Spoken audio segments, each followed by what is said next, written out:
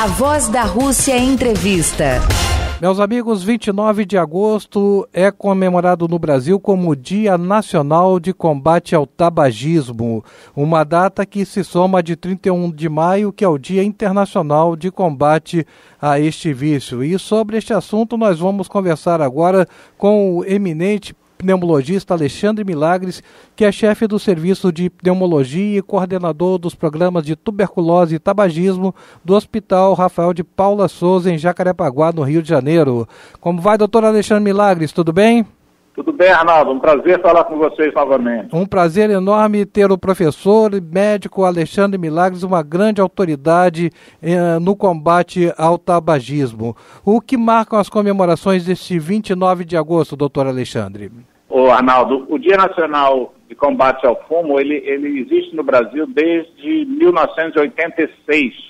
Na verdade, o movimento brasileiro contra o fumo é um movimento tão respeitado e tão avançado que o nosso Dia Nacional ele foi instituído antes do Dia Mundial. O Dia Mundial foi instituído em 1987, inicialmente seria 7 de abril, até que em 90 passou a ser 31 de maio. Então, a nossa preocupação já antecedeu a preocupação da Organização Mundial da Saúde. Somos precursores. Exatamente. Essas datas são muito importantes. Por exemplo, você hoje está falando comigo em cima justamente da data. Ou seja, isso motiva a mídia, motiva a discussão, possibilita a gente, aos ativistas e aos técnicos, trazer o tema para que as pessoas recebam a informação. Porque, basicamente, apesar da gente dizer que o tabagismo ele não é uma doença infecciosa, quer dizer, não é uma doença transmissível, como, por exemplo, a tuberculose, mas o tabagismo ele é uma doença cujo tratamento pode ser resolvido pela transmissão, isso sim, de informação. É evidente que os países e as sociedades mais avançadas do ponto de vista da capacidade de receber e metabolizar informação param de fumar mais cedo e não começam a fumar em maior número, ou seja, os adolescentes informados têm uma possibilidade de resistir a todas as campanhas da indústria do tabaco com muito mais autoridade e um senso crítico do que aqueles que não recebem informação. Então, para mim, essas datas são absolutamente fundamentais para a gente trabalhar a saúde pública e, particularmente, o tabagismo, né? A ênfase esse ano, Arnaldo, é a rediscussão da questão do fumo, que as pessoas costumam chamar de fumo involuntário, fumo passivo, mas eu prefiro chamar, que é um nome também que se usa, de fumo involuntário, porque, na verdade, o indivíduo ele não está passivo muitas vezes, ele está aborrecido em receber aquela fumaça que ele não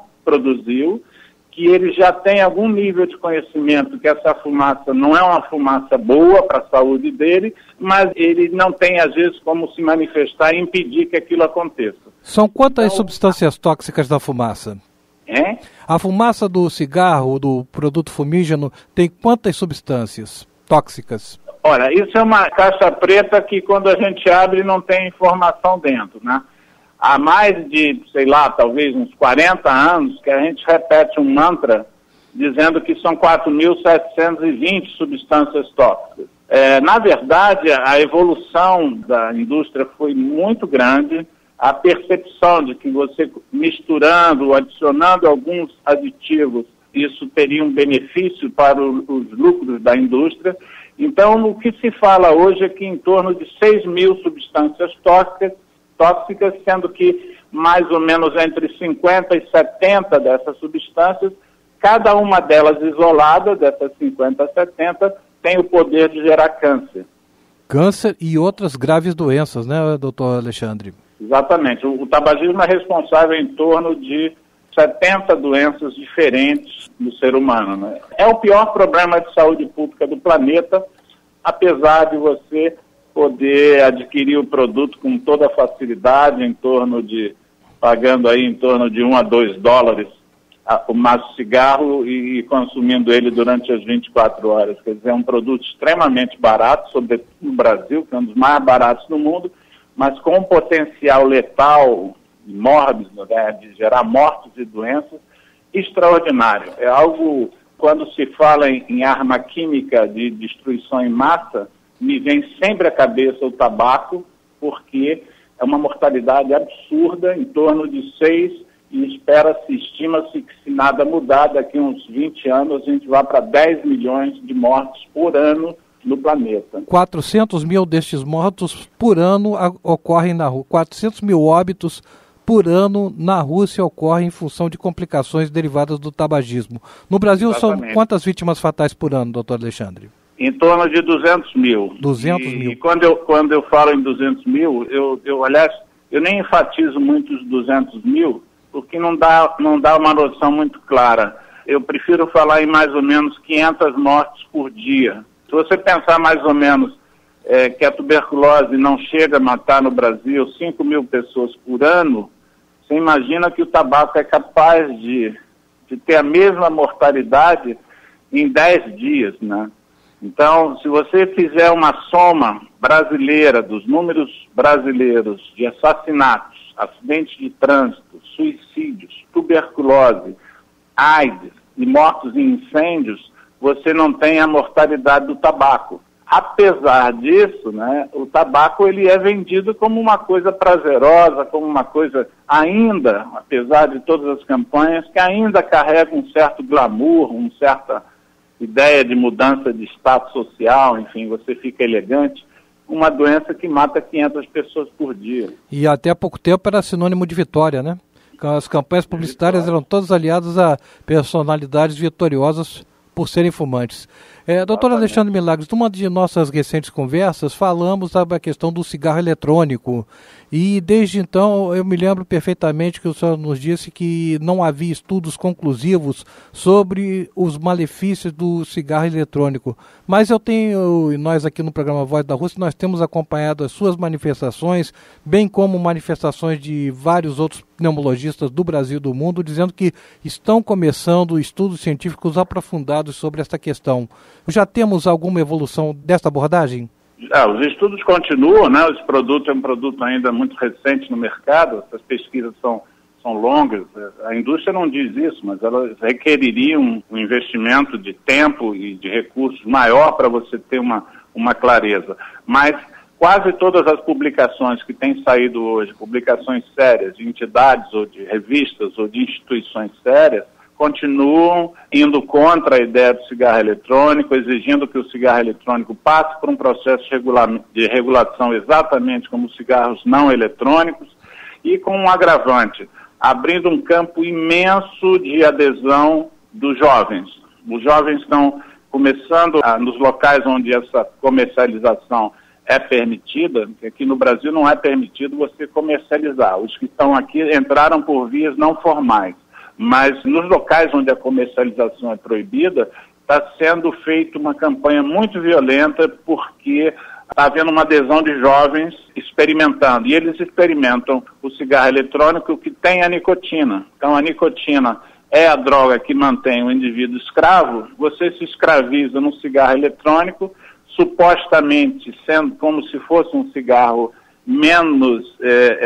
que gerasse menos traumas orgânicos, mas, na verdade, você está abrindo a porta para você entrar naquela que é a pior adicção, a pior dependência química que existe no planeta hoje, é a nicotina. Ela tem um poder de gerar dependência, a gente diz gerar escravo, maior do que o crack. Então, você facilitando a entrada de crianças, e ainda eles têm subterfúgios, por exemplo, de colocar substâncias que amenizam a aspereza da fumaça, como o mentol. Aí a criança sai do eletrônico, vai para o mentol, daqui a pouco ela está num cigarro tradicional, adicta, muitas vezes para o resto da vida.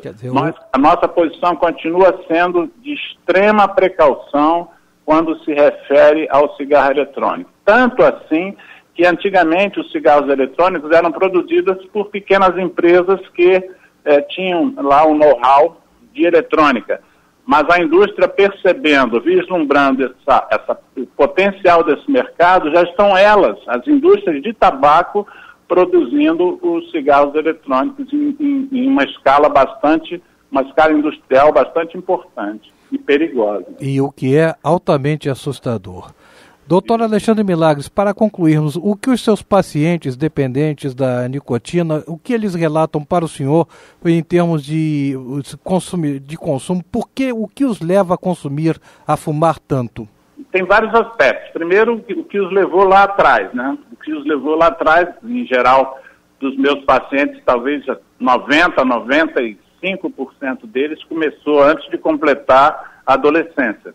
O que os levou lá atrás foi muito a ideia que a gente, em parte, já falou aqui, a ideia de que o cigarro é uma coisa que faz você mudar de estágio. Você tem 15 anos, começa a fumar como se você sentisse que já fosse um adulto. Você via ídolos, sobretudo do cinema, consumindo cigarro, e isso gerava uma identificação com aquele ídolo, e você passava então a entender que se você consumisse aquilo, você ia se tornar uma estrela de cinema ou um cowboy, e aí depois a nicotina faz o trabalho, né? A nicotina mantém o cara adicto, escravo. Na cultura americana e na inglesa, eles dizem que a pessoa é fisgada pela nicotina como se fosse um anzol. Quem já se feriu com anzol sabe como é difícil você retirar o anzol uma vez que aquele ferrãozinho cravou no seu dedo. Então, sair da nicotina é muito mais difícil do que entrar. E aí vão ter todo o corolário de situações que vão dificultar a saída. Não é fácil parar de fumar, mas é possível parar de fumar. Isso é que a gente enfatiza muito para os pacientes. Não existe um caminho fácil para sair da nicotina, existem várias possibilidades, vários tratamentos. Eu gosto muito, por exemplo, do trabalho que a gente faz em grupo, com troca de experiência entre as pessoas, com aconselhamento de pessoas comuns, de leigos, mas que passaram por isso, enfrentaram a síndrome de abstinência e nicotina. Numa próxima ocasião, numa próxima entrevista, gostaríamos imensamente de aprofundar essa questão, o tratamento para o dependente da nicotina. Perfeito. Perfeito? Estamos agendados. Então, já estamos combinados. A nossa próxima conversa com o Dr. Alexandre Milagres no programa Voz da Rússia versará em torno do tratamento e desta conversa interpacientes com o apoio médico para que se libertem do vício e da dependência da nicotina. Dr. Alexandre Milagres, um grande abraço, tenha um excelente final de semana e muito obrigado por mais essa entrevista concedida ao programa Voz da Rússia. Para você também. Um Dia Nacional Sem Fumo. Dia Nacional Sem Fumo nesta sexta-feira, 29 de agosto.